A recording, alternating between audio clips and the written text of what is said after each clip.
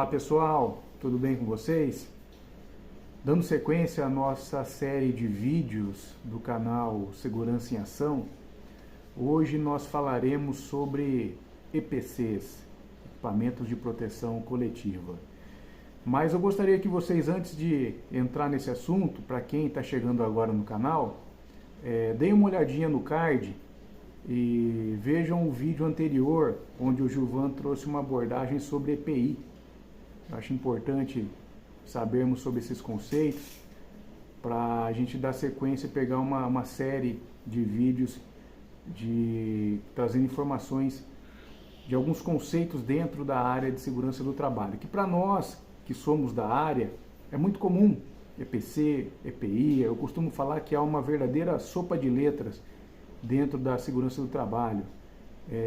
PGR, CIPA, SESM, TLTCAT, PPP, PCMSO, enfim, várias siglas que tratam de assuntos distintos, tá? Então hoje a temática é EPC, Equipamento de Proteção Coletiva. Você sabe o que é um EPC, o que é um equipamento de proteção coletiva, tá? Como o próprio nome diz, o EPC ele tem por finalidade proteger um coletivo, proteger um grupo de pessoas, diferente do EPI que protege individualmente. Então o EPC ele tem essa finalidade. E é importante, pessoal, a gente ter bem fundamentado esses conceitos, porque se você procurar no Google definições sobre EPCs, aparecem várias definições, mas algumas delas trazem algumas informações um pouco equívocas em relação principalmente a alguns exemplos de EPCs que a gente vai falar um pouquinho mais à frente. Não há uma NR específica que fale sobre EPC. Ela é citada em algumas normas regulamentadoras, tá? Algumas NRs, como a NR1, que é a Disposições Gerais e Gerenciamento de Riscos Ocupacionais, a própria NR10, a NR12, NR35, tá?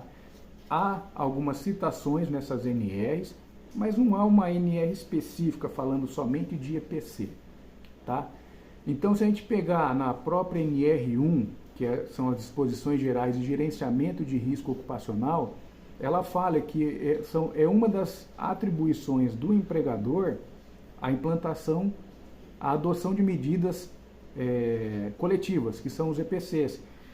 E dentro dessa NR1, ela até prioriza em que momento o EPC ele deve ser implantado.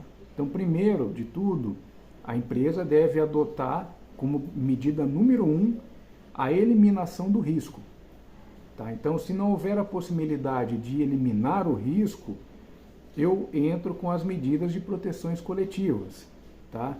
Se eu não tenho, mesmo entrando com as medidas de proteção coletiva, há também uma outra ordem hierárquica, que são as medidas administrativas ou de organização do trabalho. E por último, os equipamentos de proteção individual. Então isso é o que o texto da NR1 traz nessa ordem de prioridades, tá? Então, proteções coletivas, ela vem, se eu não conseguir eliminar a minha fonte agressora, tá? Então, trato na fonte, não consigo eliminar a fonte, vou tratar nas proteções coletivas. É muito importante a gente identificar bem, então, esses EPIs, esses EPCs, aliás. Como eu disse, se você abrir, digitar lá no Google, vai aparecer uma série de informações sobre EPC, mas é importante a gente ter esse conceito do que é um EPC, tá? Então a gente pode citar alguns exemplos de EPC. Então são, por exemplo, rodapés, guarda-corpos, proteções físicas em alguns equipamentos, aquelas proteções que vão nas correias, onde há partes móveis, partes girantes, sensores de máquinas e equipamentos, corrimãos, aquelas redes de proteção de nylon muito utilizada na construção civil, tá? Barreiras físicas, são alguns exemplos de EPCs. E aí, onde pode surgir alguns equívocos, algumas informações um pouco contraditórias.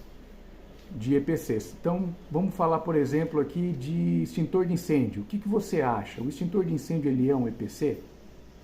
Sinalizações de segurança, eles são considerados como EPCs? Chuveiros lava-óleos são considerados como EPCs? Kit de primeiros socorros, eles são considerados como EPCs? O que vocês acham?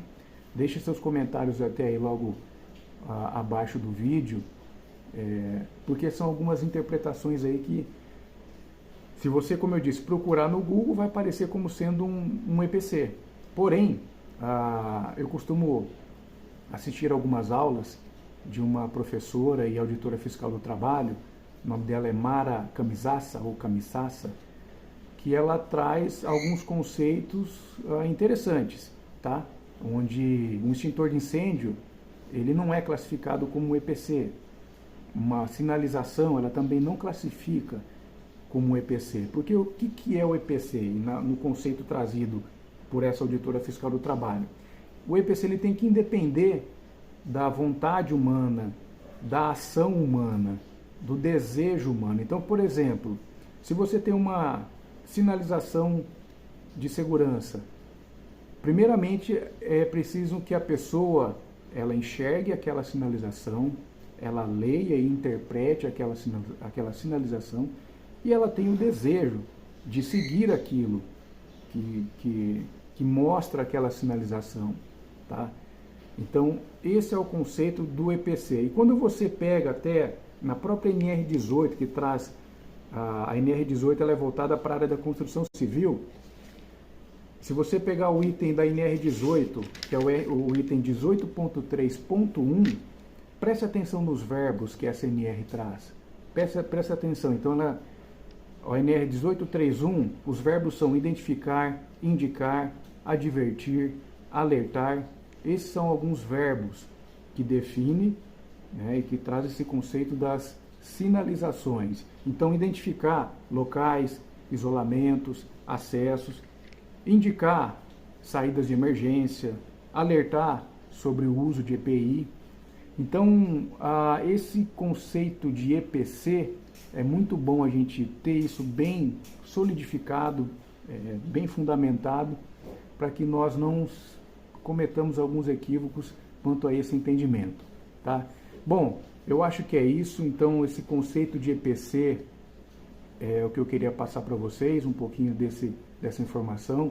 Eu espero que vocês tenham gostado. Deixe seus comentários, sugestões de vídeos, para a gente estar compartilhando, trocando informação nos próximos vídeos, tá ok? Muito obrigado, um grande abraço.